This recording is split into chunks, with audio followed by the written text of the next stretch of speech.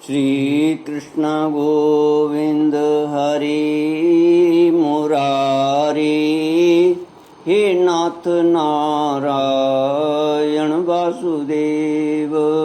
श्री कृष्ण गोविंद हरि मुरारी, हे नाथ नारायण वासुदेव।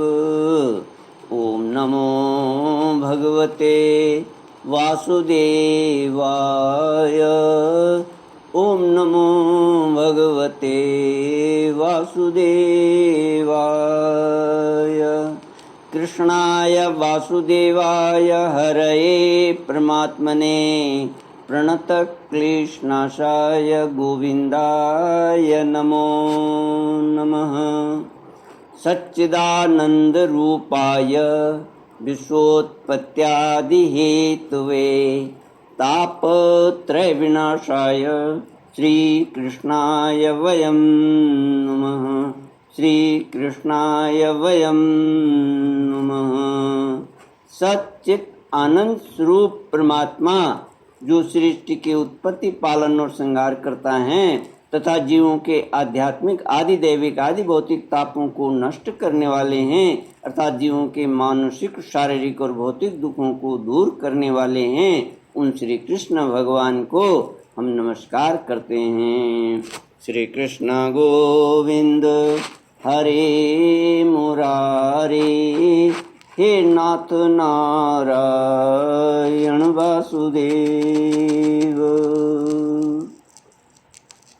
श्रीमद् भागवत चतुर्थ स्कंद अथ द्वादशोऽध्यायः श्लोक 28 से। मैत्रेय उवाच निशम्य वैकुंठ नियोज्य मुख्ययोः मधुचित्तं वाचमुरुक्रमप्रियः कृताभिषेक कृतनित्यमङ्गलो मुनीन् प्रणम्याशीषमभ्यवादयत्। श्री कृष्ण गोविंद हरे मुरारी, हे नाथ नारायण वासुदेव। श्री मैत्रेय जी कहते हैं, विदुर जी, भगवान के प्रमुख पार्षदों के ये अमृतमय वचन सुनकर परम भागवत ध्रुव जी ने स्नान किया, फिर संध्या वंदन आदि नित्य कर्म से निवृत्त हो मांगलिक अलंकारादि धारण किए बद्रिक आश्रम में रहने वाले मुनियों को प्रणाम करके उनका आशीर्वाद लिया। इसके पश्चात उस श्रेष्ठ विमान की पूजा और प्रदक्षिणा की और पार्षदों को प्रणाम कर सुवर्ण के समान कांतिमान दिव्य रूप धारण कर उस पर चढ़ने को तैयार हुए। इतने में ही ध्रुव जी ने देखा कि काल मूर्तिमान होकर उनके सामने खड़ा है। तब वे मृत्यु के सिर पर पैर रखकर उस समय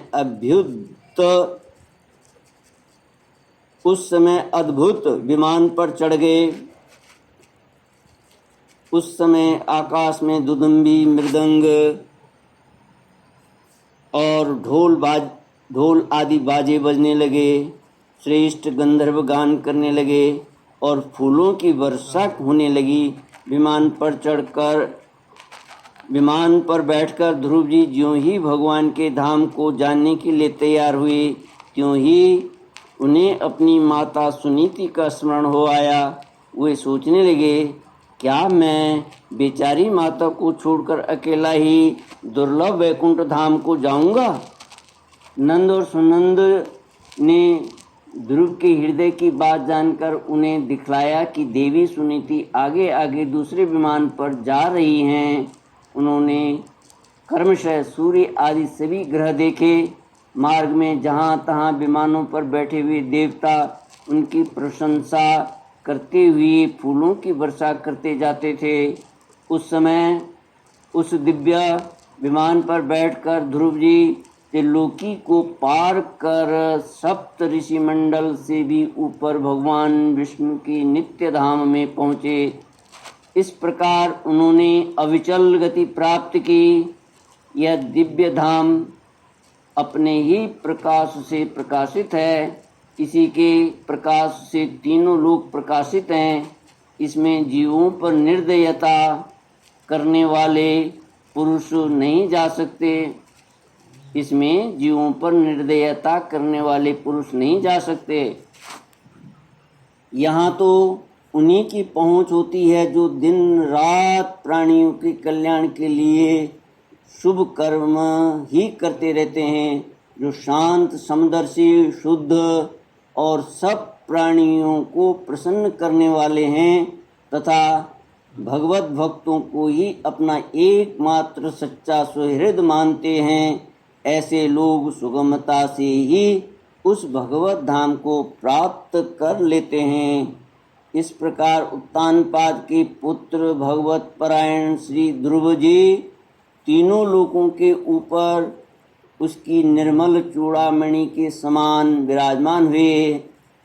कुरुनंदन, जिस प्रकार दाएं चलाने के समय खंबे के चारों ओर बैल घूमते हैं, उसी प्रकार यह गंभीर वेग वाला ज्योतिष चक्र उस अविनाशी लोक के आश्रय ही निरंतर घूमता रहता है।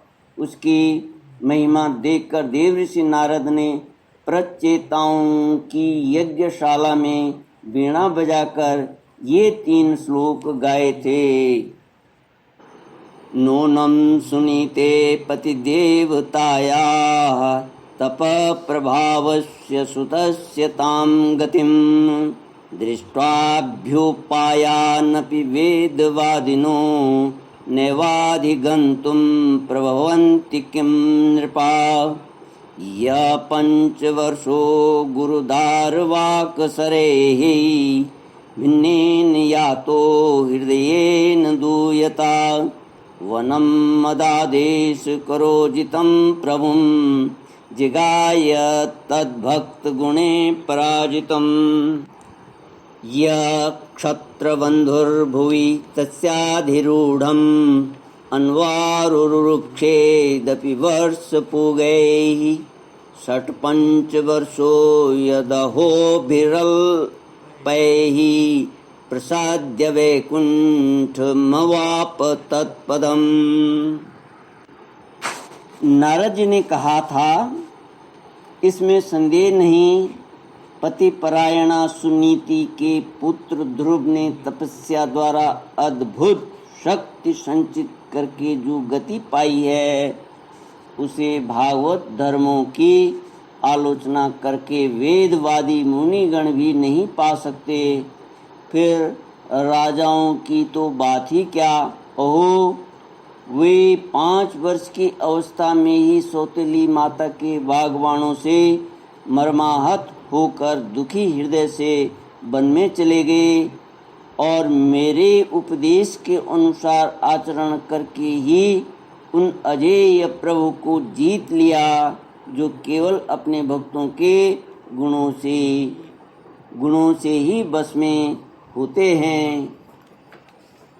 ध्रुव जी ने तो 5-6 वर्ष की अवस्था में कुछ दिनों की तपस्या से ही भगवान को प्रसन्न करके उनका परम पद प्राप्त कर लिया, किंतु उनके अधिकृत्य किए हुए इस पद को भूमंडल में कोई दूसरा क्षत्रिय क्या वर्षों तक तपस्या करके भी पा सकता है। श्री मैत्रेय जी कहते हैं, विदुर जी, तुमने मुझसे उदार कीर्ति ध्रुव जी के चरित्र के विषय में पूछा था, सो मैंने तुम्हें वह पूरा का पूरा सुना दिया। साधुजन इस चरित्र की बड़ी प्रशंसा करते हैं। यह धन, यश और आयु की वृद्धि करने वाला परम पवित्र और अत्यंत मंगलमय है। इससे स्वर्ग और अविनाशी पद भी प्राप्त हो सकता है। यह देवत्व की प्राप्ति कराने वाला, बड़ा ही प्रशंसनीय और समस्त पापों का नाश करने वाला है। भगवत भक्त ध्रुव के इस पवित्र चरित्र को जो श्रद्धा पूर्वक बार बार सुनते हैं, उन्हें भगवान की भक्ति प्राप्त होती है, जिससे उनके सभी दुखों का नाश हो जाता है। इसे श्रवण करने वाले को शीलादि गुणों की प्राप्ति होती है। जो महत्व चाहते हैं, उन्हें महत्व की प्राप्ति कराने वाला स्थान मिलता है। जो तेज चाहते हैं, उन्हें तेज प्राप्त होता है और मनुष्यों का मान बढ़ता है। पवित्र कीर्ति ध्रुव जी के इस महान चरित्र का प्रातः और सायंकाल ब्राह्मण आदि द्विजातियों की समाज में एकाग्र चित्त से कीर्तन करना चाहिए। भगवान के परम पवित्र चरणों की शरण में रहने वाला जो पुरुष इसी निष्काम भाव से पूर्णिमा, अमावस्या, द्वादशी, श्रवण नक्षत्र, तिथि क्षय, व्यतिपात, संक्रांति अथवा रविवार के दिन श्रद्धालु पुरुषों को सुनाता है, वह स्वयं अपने आत्मा में ही संतुष्ट रहने वाला है और सिद्ध हो जाता है। यह साक्षात भगवत विषयक अमृतमय ज्ञान है। जो लोग भगवन मार्ग के मर्म से अनभिज्ञ हैं, उन्हें जो कोई इसे प्रदान करता है, उस दीन वत्सल कृपालु पुरुष पर देवता अनुग्रह करते हैं। ध्रुव जी के कर्म सर्वत्र प्रसिद्ध और परम पवित्र हैं। वे अपनी बाल्यावस्था में ही माता के घर और खिलौनों का मोह छोड़कर श्री विष्णु भगवान की शरण में चले गए थे। गुरुनंदन, उनका यह पवित्र चरित्र मैंने तुम्हें सुना दिया। श्री कृष्ण गोविंद हरि मुरारी, हे नाथ नारायण वासुदेव। इति श्रीमद्भागवते महापुराणे पारमहंस्यां संहितायां चतुर्थस्कन्धे ध्रुवचरितं नाम 12वादशोऽध्यायः। ओम पूर्णमदः पूर्णमिदं पूर्णात् पूर्णमुदच्यते पूर्णस्य पूर्णमादाय पूर्णमेवावशिष्यते। ओम शांति शांति शांति। हरि ओम। श्री गुरुभ्यो नमः। हरि ओम।